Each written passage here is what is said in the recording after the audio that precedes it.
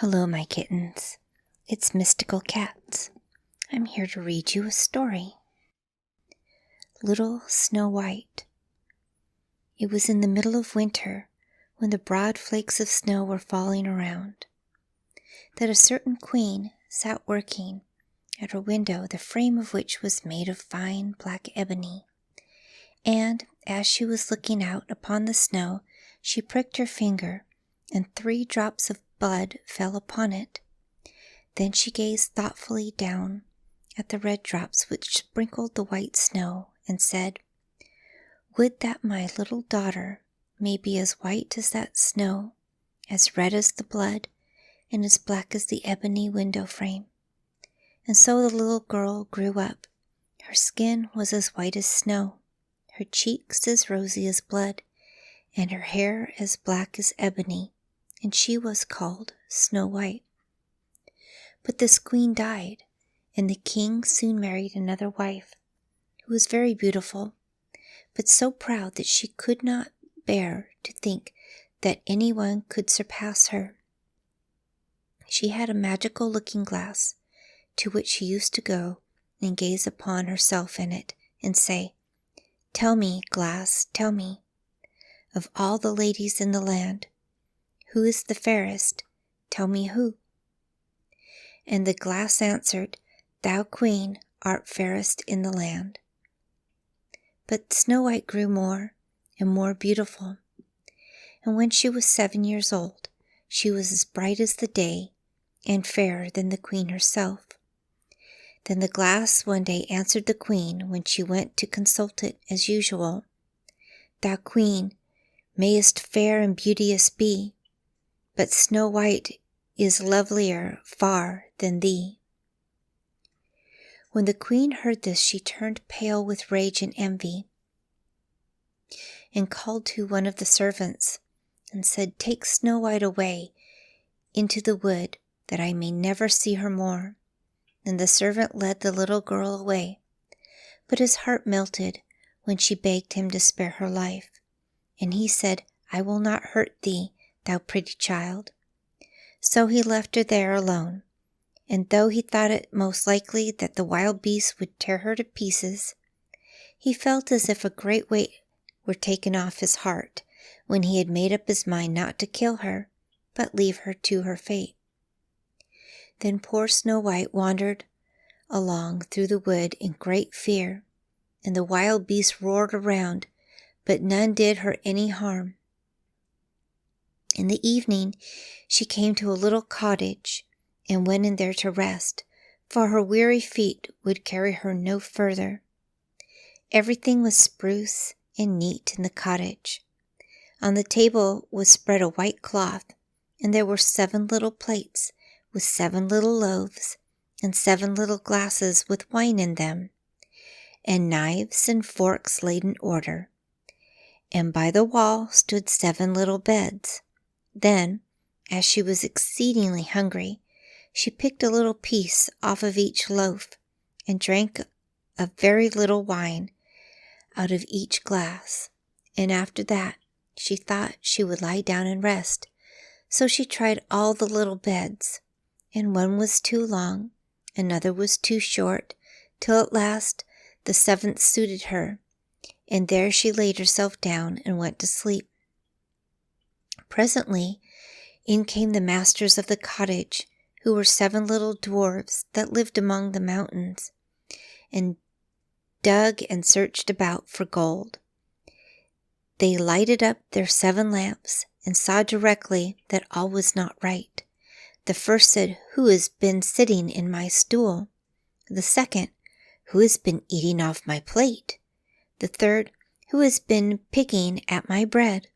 The fourth, "Who had been meddling with my spoon?" The fifth, "Who had been handling my fork?" The sixth, "Who has been cutting with my knife?" The 7th, "Who has been drinking my wine?" Then the first looked around and said, "Who has been lying on my bed?" And the rest came running to him, and everyone cried out that somebody had been upon his bed. But the 7th saw Snow White, and called upon his brethren to come and look at her, and they cried out with wonder and astonishment, and brought their lamps and gazed upon her. They said, "Good heavens, what a lovely child she is!" And they were delighted to see her, and took care not to wake her. And the 7th dwarf slept an hour with each of the other dwarfs in turn, until the night was gone. In the morning, Snow White told them all her story, and they pitied her, and said if she would keep all things in order, and cook and wash, and knit and spin for them, she might stay where she was, and they would take good care of her. Then they went out all day long to their work, seeking for gold and silver in the mountain. And Snow White remained at home, and they warned her, saying, "The queen will soon find out where you are, so take care and let no one in." But the queen, now that she thought Snow White was dead, believed that she was certainly the handsomest lady in the land. So she went to her glass and said, "Tell me, glass, tell me true, of all the ladies in the land, who is fairest? Tell me who."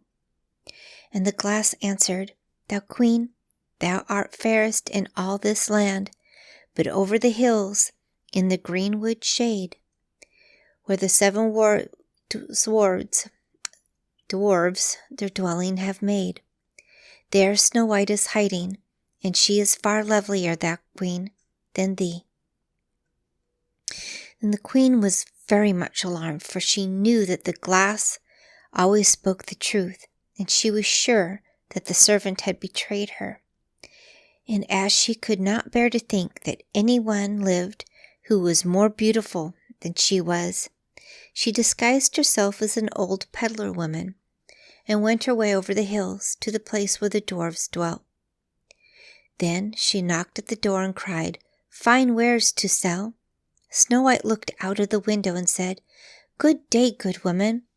What have you to sell?"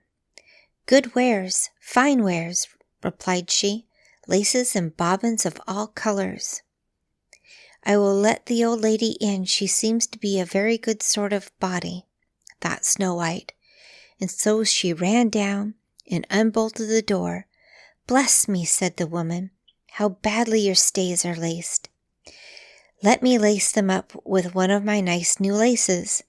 Snow White did not dream of any mischief, so she stood up before the old woman, who set to work so nimbly, and pulled the lace so tightly that Snow White lost her breath and fell down as if she were dead. "There's an end of all thy beauty," said the spiteful queen, and went away home. In the evening the 7 dwarfs returned, and I need not say how grieved they were to see their faithful Snow White stretched upon the ground motionless, as if she were quite dead. However, they lifted her up, and when they found what was the matter, they cut the lace. And in a little time she began to breathe, and soon came herself again. Then they said, "The old woman was the queen. Take care another time, and let no one in when we are away." When the queen got home, she went to her glass and spoke to it, but to her surprise it replied in the same words as before. Then the blood ran cold in her heart with spite and malice to hear that Snow White still lived, and she dressed herself up again in disguise, but very different from the one she wore before, and took with her a poisoned comb. When she reached the dwarf's cottage, she knocked at the door and cried, "Farewells to sell," but Snow White said, "I dare not let anyone in." The queen said, "Only look at my beautiful combs," and gave her the poisoned one, and it looked so pretty that the little girl took it up and put it into her hair to try it. But the moment it touched her head, the poison was so powerful that she fell down senseless. "There you may lie," said the queen, and went her way. But by good luck, the dwarfs returned very early that evening, and when they saw Snow White lying on the ground, they thought what had happened, and soon found the poisoned comb.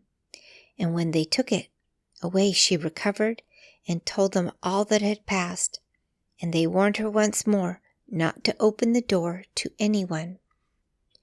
Meantime, the queen went home to her glass and trembled with rage when she was received exactly the same answer as before. She said, "Snow White shall die, if it cost me my life." So she went secretly into a chamber and prepared a poisoned apple. The outside looked very rosy and tempting, but whoever tasted it was sure to die. Then she dressed herself up as a peasant's wife and traveled over the hills to the dwarf's cottage and knocked at the door. But the Snow White put her head out the window and said, "I dare not let anyone in, for the dwarfs had told me not to." "Do as thou please," said the old woman, "but at any rate, take this pretty apple. I will make you a present of it." "No," said Snow White, "I dare not take it." "You silly girl," answered the other, "what are you afraid of? Do you think it's poisoned? Come, do you eat one part and I will eat the other." Now the apple was so prepared that one side was good and the other side was poisoned. Then Snow White was very much tempted to taste, for the apple looked exceedingly nice. And when she saw the old woman eat, she could refrain no longer. But she had scarcely put the piece into her mouth when she fell down dead upon the ground. "This time nothing will save thee," said the queen, and she went home to her glass, and at last it said, "Thou queen art the fairest in all the land." And then her envious heart was glad, and was happy as such a heart could be. When evening came, and the dwarfs returned home, they found Snow White lying on the ground. No breath passed her lips, and they were afraid that she was quite dead. They lifted her up and combed her hair and washed her face with wine and water, but it was all in vain. So they laid her down upon a bier, and all 7 watched and bewailed her 3 whole days. And then they proposed to bury her, but her cheeks were still rosy, and her face looked just like it did while she was alive. So they said, "We will never bury her in the cold ground." And they made a coffin of glass so that they might still look at her, and wrote her name upon it in golden letters, and that she was a king's daughter. Then the coffin was placed up on the hill, and one of the dwarves always sat by it and watched. As the birds came of the air, too, and bemoaned Snow White, first of all came an owl, and then a raven, but at last came a dove. And thus Snow White stayed for a long, long time, and still only looked as though she were asleep. For she was even now as white as snow, as red as blood, and as black as ebony.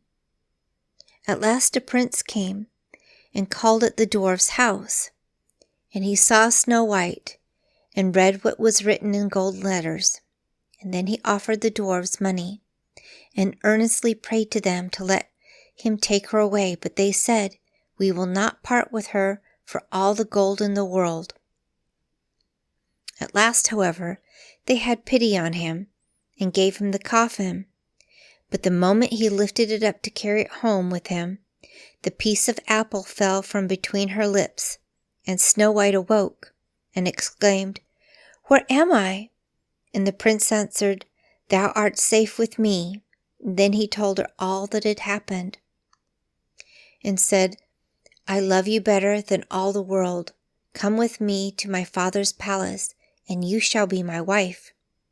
Snow White consented and went home with the prince, and everything was prepared with great pomp and splendor for their wedding. To the feast was invited among the rest Snow White's old enemy, the queen. And as she was dressed herself in fine, rich clothes, she looked in the glass and said, "Tell me, glass, tell me true, of all the ladies in the land, who is fairest? Tell me who." And the glass answered, "Thou lady, art the loveliest here, I ween, but lovelier far is the new-made queen." When she heard this, the queen started with rage, but her envy and curiosity were so great that she could not help setting out to see the bride. And when she arrived and saw that no other than Snow White, whom she had thought had been dead a long while, she choked with passion, fell ill, and died. But Snow White and the prince lived and reigned happily over that land many, many years.